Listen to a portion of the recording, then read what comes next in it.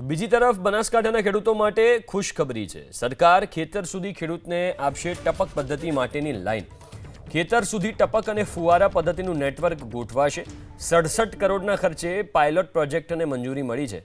દાંતીવાડા ડેમની કેનાલમાંથી 3600 એકર વિસ્તારમાં પહોંચાડાશે પાણી। માઇક્રો ઇરિગેશન માટે રાજ્યનો પ્રથમ પાયલોટ પ્રોજેક્ટ બનશે। તો સરકાર ખેતર સુધી ખેડૂતને આપશે ટપક પદ્ધતિ માટેની લાઈન। બનાસકાંઠાના ખેડૂતો માટે આ ખૂબ સારા સમાચાર છે। ટપક અને ફુવારા પદ્ધતિનું એક આખું નેટવર્ક ગોઠવવામાં આવશે। 67 કરોડના ખર્ચે પાયલટ પ્રોજેક્ટને મંજૂરી મળી ગઈ છે। પાયલટ પ્રોજેક્ટ સફળ થાય એ બાદ આખું નેટવર્ક તૈયાર કરાશે। ખેતર સુધી ટપક અને ફુવારા પદ્ધતિનું નેટવર્ક ગોઠવાશે। 67 કરોડના ખર્ચે પાયલોટ પ્રોજેક્ટને મંજૂરી મળી છે।